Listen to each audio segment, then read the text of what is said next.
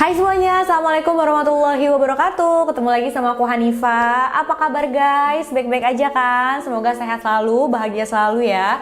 Untuk kalian yang baru pertama nonton video aku, selamat datang, selamat nonton. Jangan lupa like, jangan lupa subscribe ya. Nah, aku upload video baru setiap hari Selasa, Kamis, Sabtu jam 8 malam. Jadi nonton terus. Nah, hari ini aku mau membahas satu kasus yang terjadi masih di Asia, tepatnya di Singapura. Mana nih teman-teman dari Singapura? Mungkin kalian udah pernah dengar juga ya tentang kasus ini.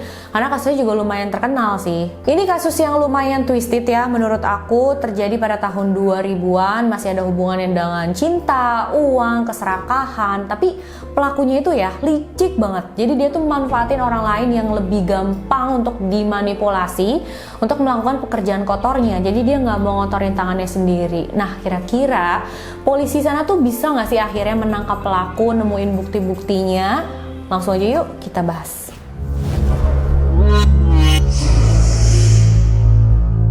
Kasusnya terjadi pada tanggal 14 Mei 2001. Jadi ada seorang wanita bernama Annie Leong ditemukan dalam keadaan yang mengenaskan di depan lift gedung apartemennya. Jadi dia tuh sudah ditusuk di bagian dada dan juga lehernya. Nah, Annie Leong ini ditemukan oleh ibu dan abangnya dalam keadaan mengenaskan kayak gitu. Akhirnya mereka langsung telepon polisi, telepon ambulans juga.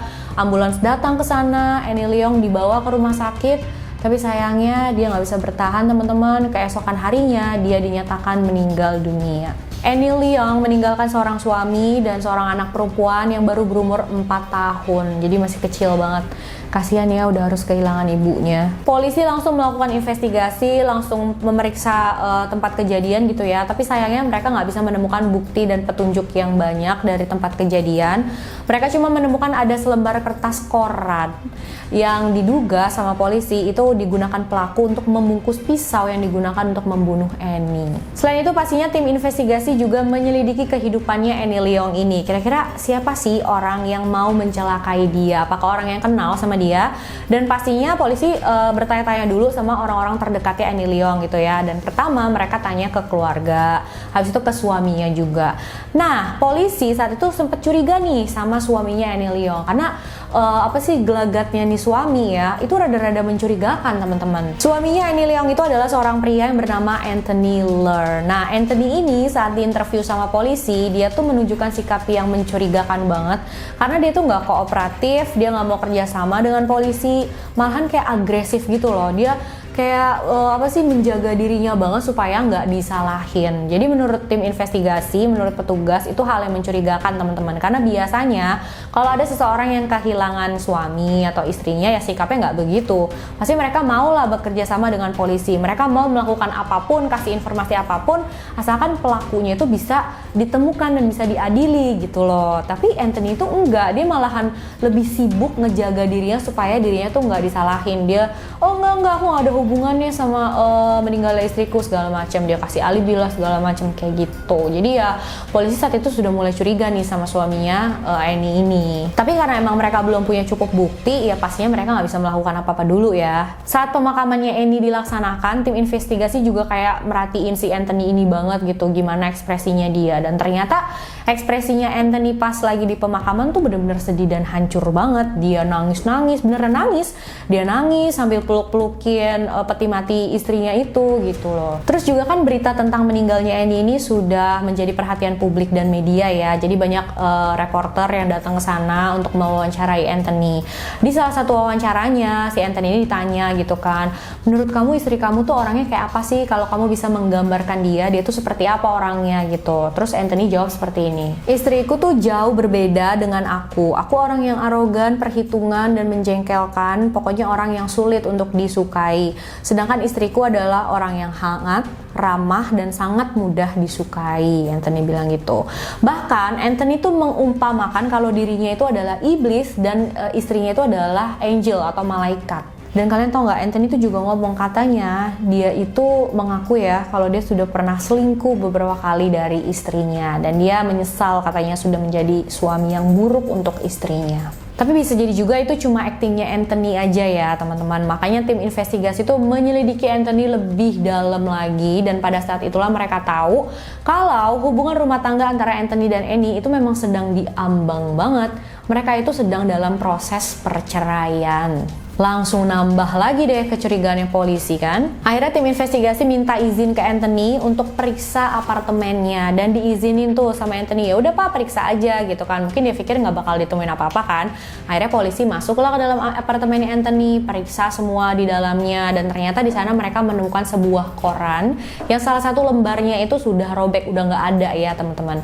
Nah kalian inget kan, polisi tuh menemukan selembar kertas koran yang dipercaya digunakan pelaku untuk membungkus senjata pembunuhan. Nah, akhirnya diambil tuh ya koran yang dari apartemen Anthony itu, terus dicocokin nih sama selembar kertas koran yang ditemukan di TKP tadi, dan ternyata bener hasilnya tuh klop, cocok banget. Jadi robekan yang di TKP itu memang berasal dari koran yang ada di apartemen Anthony. Selain itu, polisi juga memeriksa komputer yang ada di dalam apartemennya Anthony, dan dari sana mereka menemukan ada obrolan antara Anthony dengan seseorang, tapi obrolan chat-chatannya itu rada mencurigakan banget nih teman-teman. Ada kata-kata seperti ini, target adalah istriku, pembayaran sepertinya harus menunggu, kamu buang pisaunya, mereka bisa dengar apa yang kamu bilang, dan masih ada banyak lagi kalimat-kalimat yang mencurigakan banget ya menurut tim investigasi. Dan setelah itu ternyata datanglah satu petunjuk lagi yang bikin polisi bisa ngerti tentang apa yang sebenarnya terjadi. Jadi beberapa hari setelah pembunuhannya Annie Leong, ada seorang remaja berumur 16 tahun yang bernama Gavin. Dia datang polisi, terus dia bilang sama polisi, Pak, saya tahu siapa orang yang membunuh Annie Leong, dan orang yang membunuh itu adalah teman saya sendiri, dia bilang gitu. Tapi karena temannya ini masih berumur 15 tahun ya teman-teman, dan ini keputusan undang-undang di Singapura, jadi namanya dia, identitasnya itu tidak dibagikan ke publik. Dia dijuluki oleh polisi sebagai Z. Siapa sih Gavin dan Z ini? Apa hubungan mereka dengan Anthony dan Annie? Nah, untuk tahu siapa mereka, kalian harus tahu dulu backgroundnya Anthony Ler, bagaimana dia ketemu dengan Annie, dan bagaimana juga kehidupannya dia sampai kasus ini terjadi. Aku bakal jelasin ya. Anthony Ler lahir pada tahun 1967. Dia anak termuda dari 4 bersaudara, dan dari info yang aku dapat ya, masa kecilnya Anthony ini memang bisa dibilang kurang bahagia karena orang tuanya tuh sudah bercerai dari Anthony masih kecil. Anthony juga nggak terlalu dekat sama saudara-saudaranya. Di sekolah dia digambarkan sebagai murid yang normal aja seperti pada umumnya. Dia juga sempat belajar di jurusan politeknik tapi nggak sampai lulus, nggak sampai dapat gelar ya teman-teman, karena ayahnya tuh berhenti bayarin uang pendidikannya. Setelah itu Anthony bergabung dengan militer Singapura. Dia jadi anggota militer selama 7 tahun. Setelah 7 tahun dia berhenti. Terus dia sempat usaha gitu, punya beberapa bisnis, tapi semua bisnisnya ini sayangnya gagal. Anthony dengan Annie itu bertemu di sebuah gereja. Mereka sama-sama anggota gereja di sana. Saat bertemu, Anthony berumur 19 tahun dan Annie 4 tahun lebih muda, berumur 15 tahun. Mereka kenalan, deket, terus akhirnya pacaran, dan setelah pacaran selama 5 tahun, mereka memutuskan untuk menikah. Pas menikah tuh Anthony berumur 28 tahun, Annie berarti berumur 24 tahun ya. 2 tahun kemudian anak pertama mereka lahir, seorang anak perempuan yang mereka beri nama Evelyn. Tapi setelah menikah, Anthony tuh langsung selingkuh teman-teman. Jadi dia tuh nggak jadi suami yang setia ya, nggak nunggu bertahun-tahun nikah. Setelah cuma beberapa bulan nikah, dia langsung selingkuh. Anthony pernah selingkuh dengan seorang wanita yang bernama Tan Soo Fern. Mohon maaf ya kalau misalkan aku ada salah pengucapan ya teman-teman. Anthony dengan wanita ini punya usaha bareng nih teman-teman. Jadi mereka bisnis bareng, tapi akhirnya bisnis mereka tuh gagal. Bahkan si wanita ini setelah selesai berbisnis gitu ya sama si Anthony, malah punya banyak hutang. Akhirnya mereka berpisah. Terus Anthony juga sempat selingkuh dengan seorang wanita bernama Belinda Ho. Lumayan lama nih Anthony selingkuh dengan Belinda ini, sekitar 3 tahunan. Dan Anthony dengan Belinda juga punya usaha bareng sama seperti sebelumnya, tapi usaha mereka ya gagal juga. Kabarnya nih ya teman-teman, dari info yang aku dapat di internet, Anthony tuh sempat membawa Belinda ini untuk tinggal di apartemen bersama dia, istrinya, dan anaknya. Dan katanya memang ini juga gitu pemicunya, si Annie kayak udah gak kuat lagi sama suaminya, sama Anthony. Terus akhirnya pada tahun 1999, Annie memutuskan untuk membawa anaknya, Evelyn, dan pergi ke rumah orang tuanya. Akhirnya Annie dengan Evelyn itu tinggal di rumah ibunya Annie gitu. 1 tahun kemudian, tepatnya di tahun 2000, Anthony tuh udah gak punya apa-apa, dia udah gak punya uang, usahanya udah gagal gagal semua, dia malah punya banyak hutang.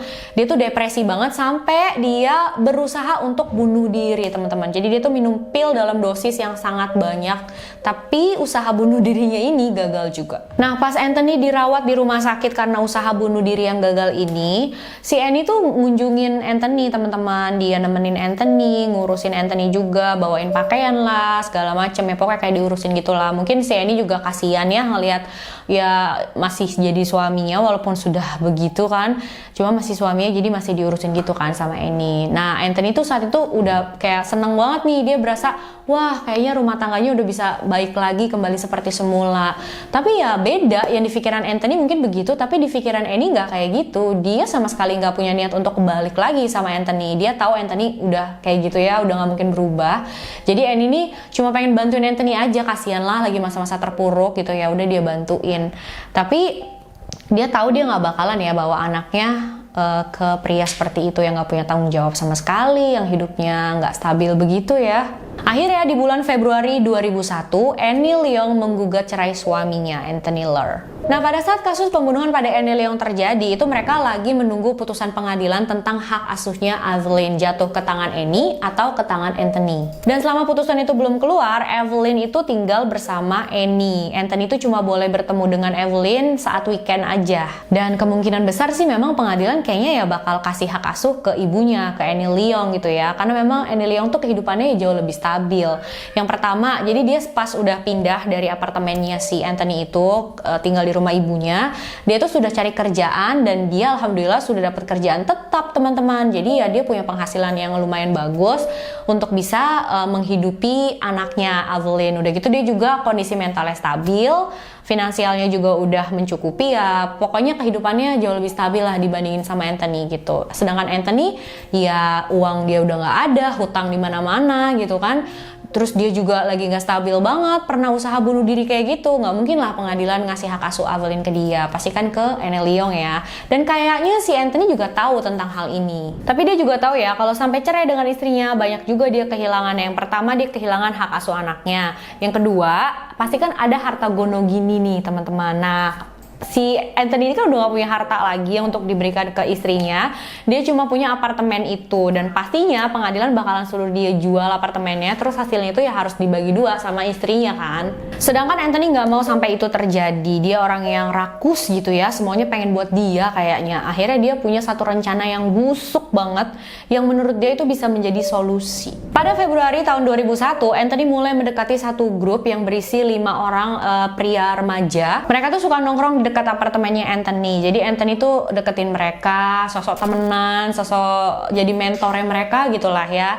Sering hangout bareng mereka, ngobrol-ngobrol segala macem. Nah, suatu hari lagi ngobrol-ngobrol itu Anthony sempat tanya ke mereka, kalian kira-kira berani nggak kalau misalkan disuruh untuk membunuh seseorang? Terus para remaja ini tanya, lah emang bayarannya berapa? Mau bayar berapa gitu kan? Dan Anthony bilang, ya kalian maunya dibayar berapa? Macem-macem lah jawaban mereka. Ada yang bilang, aku mau ngelakuin kalau dibayar $100, ada yang bilang $100.000, ada yang bilang bahkan $1 juta gitu kan. Di antara grup pria remaja itu adalah Gavin dan Z, teman-teman. Saat itu Gavin bilang, aku mau ngelakuin kalau dibayar $100.000, dan akhirnya si Anthony itu kayak, oke, aku bakal kasih nih $100.000 ke siapapun dari kalian yang berani untuk membunuh siapa, siapa targetnya gitu kan. Dan si Anthony bilang, istriku, kalau kalian bisa membunuh istriku, aku bakal kasih kalian $100.000 katanya. Anthony bilang dia mau membunuh istrinya karena kesel istrinya tuh nggak ngizinin dia untuk sering-sering ketemu sama anak perempuannya. Selain uang, Anthony juga menjanjikan ke siapapun anak-anak itu yang berani membunuh istrinya, bakalan kasih wanita cantik juga untuk melayani mereka. Gila ya. Tapi saat itu mereka berpikir Anthony ini bercanda doang. Bercanda lah, pasti mana mungkin kan kayak gitu serius. Terus pas pertemuan berikutnya mereka ngobrol-ngobrol lagi, Anthony bahas lagi tentang hal itu. Gimana nih gitu. Dia ngomong lagi pengen membunuh istrinya. Ayo kapan dilakuinnya segala macam. Bahkan dia juga sempat bilang kalau misalkan kalian mau membunuh, caranya ya udah tutup aja mulut istrinya, terus habis itu diginiin aja gitu lehernya pakai pisau. Gila banget deh. Kemarin itu kan yang kasih harga $100.000 Gavin ya teman-teman. Akhirnya Gavin tuh dibawa ke apartemennya sama Anthony ini. Ayolah ke apartemen aku deh, kita latihan. Akhirnya mereka kayak latihan gitu. Nah di sanalah Gavin baru sadar kalau Anthony tuh ternyata serius mau membunuh istrinya. Bahkan mereka tuh sampai latihan menggunakan pisau. Nah pisau itu dibalut sama koran gitu. Pulang dari apartemen Anthony, Gavin langsung cerita nih sama salah satu teman wanitanya. Terus teman ceweknya ini bilang, ih ada-ada aja, jangan ngelakuin itu. Pokoknya dia ngeyakinin si Gavin untuk jangan ngelakuin itulah, bahaya gitu kan. Akhirnya Gavin bilang ke Anthony, dia bilang enggak deh, aku mundur, aku nggak jadi mau ngelakuin itu, aku nggak mau gitu kan. Gavin juga sudah coba untuk memperingatkan Z untuk jangan melakukan hal itu, jangan sampai terlibat deh sama hal itu, sama yang diomongin sama Anthony itu gitu kan. Dan Anthony pas dengar Gavin nggak mau jadi ngelakuin hal itu, dia langsung bujuk lagi anggota grup yang lainnya, tapi nggak ada yang mau juga teman-teman, semuanya pada nolak kecuali Z. Nah untuk informasi aja ya teman-teman, jadi Z ini memang kayak IQ-nya tuh rendah banget, jadi memang dia tuh gampang untuk dimanipulasi dan Anthony tahu hal ini.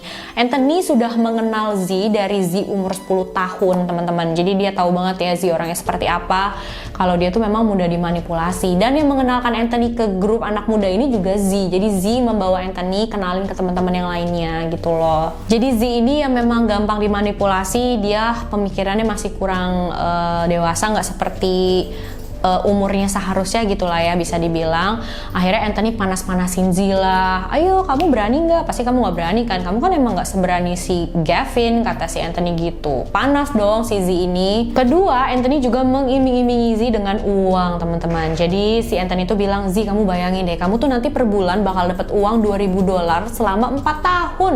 Kamu pasti bakalan punya uang banyak banget. Dan Anthony juga berbohong dengan ngomong kayak gini ke Z. Z kamu gak usah khawatir ngelakuin hal ini, kamu gak usah khawatir ketangkep atau gimana-gimana. Aku ini ya juga sebenarnya adalah pembunuh bayaran. Jadi profesi aku tuh sebenarnya pembunuh bayaran. Aku sebagai graphics designer itu sebenarnya cuma kedok aja gitu loh. Aku sudah melakukan hal ini bertahun-tahun, aku cari uang dari sana dan buktinya aku bebas-bebas aja kan. Aku gak ditangkap polisi kan, aku gak dipenjara kan. Jadi kamu ya udah gak usah khawatir gitu. Anthony juga bilang sama Z, kalau misalkan nanti sampai ketangkep, kamu bilang aja kamu nggak tega ngelihat aku, kamu sering ngedengar aku ngomongin tentang istriku yang sikapnya nggak baik banget, jadi kamu pengen balasin dendam buat aku gitu. Akhirnya Z setuju, dikasih tahu sama Anthony gimana cara melakukannya, strateginya kayak apa, dikasih tahu semuanya sama Anthony, mereka latihan segala macam. Dan akhirnya pada tanggal 14 Mei 2001, pembunuhan pada Annie Leong dilakukan oleh Z. Setelah melakukan pembunuhan itu, Z langsung cerita ke teman-teman yang satu grupnya itu, termasuk Gavin. Terus Gavin langsung datang ke polisi untuk melaporkan hal ini. Karena sudah punya cukup bukti, akhirnya polisi menangkap Anthony dan juga Z. Mereka ditangkap atas tuduhan pembunuhan pada Annie Leong. Dan pada saat ditangkap itu ya, Anthony tuh sama sekali nggak menunjukkan penyesalan, sedih, panik, atau gimana. Dia malah cuma senyum-senyum aja. Creepy banget ya. Persidangan dimulai 6 bulan kemudian, tepatnya di tanggal 19 November 2001. Anak-anak dalam grup tadi dipanggil ke pengadilan untuk bersaksi. Mereka ceritain tuh tentang tawarannya Anthony ke mereka untuk membunuh istrinya, Annie Leong. Mantan selingkuhannya Anthony yaitu Belinda Ho dan Tan Soo-Fern juga dipanggil ke pengadilan untuk bersaksi. Di pengadilan, Belinda dalam kesaksiannya bilang kalau si Anthony itu memang orang yang kasar ya. Dia sering dikasari pada saat berhubungan. Beberapa kali dia dipukulin sama Anthony. Bahkan Anthony juga sempat mengancam mau membunuh dia katanya. Anthony juga sempat beberapa kali bilang sama Belinda kalau dia kesel banget sama istrinya yaitu Annie Leong dan pengen banget membunuh istrinya itu. Sementara Tan Soo-Fern, selingkuhannya Anthony yang satu lagi, dia di pengadilan bilang, iya Anthony tuh orangnya kasar, dia suka kasarin aku, dan bahkan pas kita usaha bareng, terus usahanya bangkrut, itu kan aku frustasi banget ya, terus aku mau mencoba untuk bunuh diri. Anthony tahu nih, terus Anthony bilang ke si Tan Soo-Fern ini gini, emang kamu mau bunuh diri? Kalau gitu sebelum bunuh diri, kamu bunuhin istri aku dulu Gih, abis itu baru kamu bunuh diri. Gila banget ya nih cowok ya. Parah. Udah gitu si Anthony juga bilang sama Tan Soo-Fern ini gini, jadi nanti aku bisa bilang sama polisi kalau kamu membunuh Annie karena kamu cemburu gitu kan, Annie jadi istri aku. Udah gitu nanti aku bisa dapat hak asuh tunggal atas anak aku dan juga dapat hak sepenuhnya gitu ya atas apartemen yang dia miliki itu.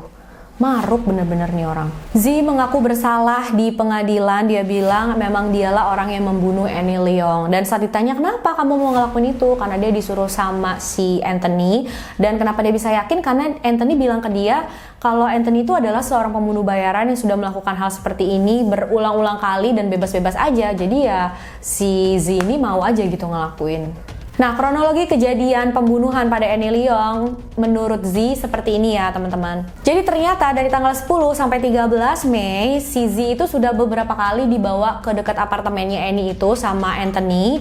Jadi mau melakukan pembunuhannya tuh, tapi 2 kali ke sana si Z ini nggak bisa melakukan itu. Pas dia ngelihat si Annie lagi main-main sama Evelyn sama anaknya, si Z kayak merasa aduh nggak, aku nggak mau bunuh dia. Dan dia bilang tuh sama Anthony, katanya udah deh aku nggak mau, aku mundur, aku nggak jadi mau ngelakuin hal ini.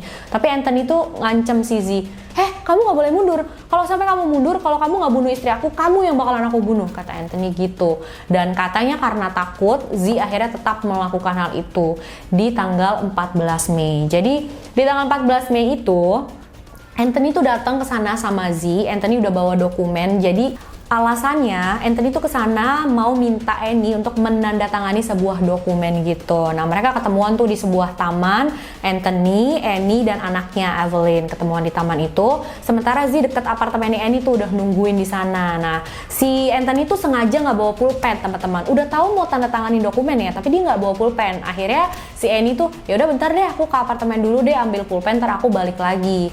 Ya udah Annie jalan tuh sendirian ke apartemennya, sedangkan Evelyn dan Anthony itu di taman kan tetap. Pas Annie lagi jalan ke apartemen itu udah diikutin tuh sama si Z gitu kan. Udah gitu dia langsung pas ngelihat si Annie naik lewat lift, si Z langsung cepet-cepet lari lewat tangga, dia naik juga tuh ke lantai 4. Nah itu kan apartemennya si Annie di lantai 4 ya. Pas Annie keluar dari lift dan di depan lift tuh udah ada Z yang nungguin, udah bawa pisau juga. Pas si Annie keluar dari lift langsung dibekep ya sama Z mulutnya, terus langsung dia ditusuk bagian leher sama perutnya.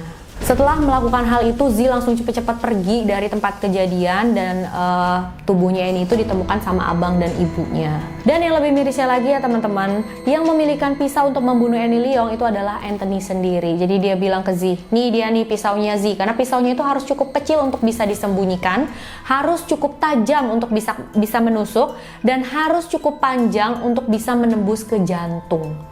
Gila, sadis banget ya. Itu istrinya sendiri loh, sama sekali nggak ada perasaan gimana-gimananya ya. Sementara Anthony mengaku tidak bersalah di pengadilan. Dia bilang, dia ngomong kayak gitu ke para remaja itu cuma bercanda aja teman-teman. Itu cuma lelucon, dan Anthony bilang dia nggak nyangka kalau beneran bakal dilakuin gitu sama salah satu dari mereka. What? Bercandanya nyuruh anak-anak remaja itu untuk ngebunuh istrinya? Nggak masuk akal ya. Sebulan kemudian, tepatnya di tanggal 6 Desember 2001, hasil keputusan sidang keluar untuk Anthony dan Z. Anthony dinyatakan bersalah karena sudah bersekongkol untuk membunuh istrinya, Annie Leong. Dia diberikan hukuman gantung. Hukum gantung pada Anthony Leong dilaksanakan pada tanggal 13 Desember 2002. Sampai kematiannya, Anthony Leong nggak pernah mengakui kejahatannya ini. Dia nggak pernah mengaku bersalah telah bersekongkol untuk membunuh istrinya. Dan dia juga nggak pernah memperlihatkan ekspresi menyesal, panik, sedih atau gimana. Karena di persidangan, selama persidangan dia tuh cuma senyum-senyum aja teman-teman. Lagi di sidang atas pembunuhan istrinya, senyum-senyum begitu coba. Udah gila beneran ini orang. Sementara untuk Z, karena umurnya yang masih sangat muda dan dia juga ya sudah dites IQ-nya memang rendah, dia gampang dimanipulasi segala macam.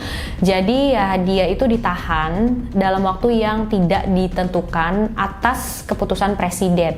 Z sempat minta grasi beberapa kali kepada presiden tapi ditolak, sampai akhirnya grasinya ini dikabulkan oleh Presiden Singapura yaitu Halimah Yacob, dan Z ini bebas pada tanggal 2 November tahun 2018. Jadi total dia tuh ditahan selama 17 tahun ya teman-teman. Lama juga sih. Oke, itu dia teman-teman kisah kita kali ini. Pada akhirnya keadilan bisa ditegakkan ya. Mudah-mudahan Z itu pas keluar dari di tahanan itu bisa jadi lebih baik gitu ya. Dia belajar dari pengalaman sebelumnya. Jangan lupa komen ya apa pendapat kalian tentang kasus ini. Makasih banyak udah nonton videonya sampai akhir. Jangan lupa like, jangan lupa subscribe buat kalian yang belum subscribe biar aku makin semangat nih bikin videonya. Dan untuk kalian yang udah subscribe, makasih banyak udah selalu nonton video-video aku ya. Sampai jumpa di video selanjutnya. Bye-bye!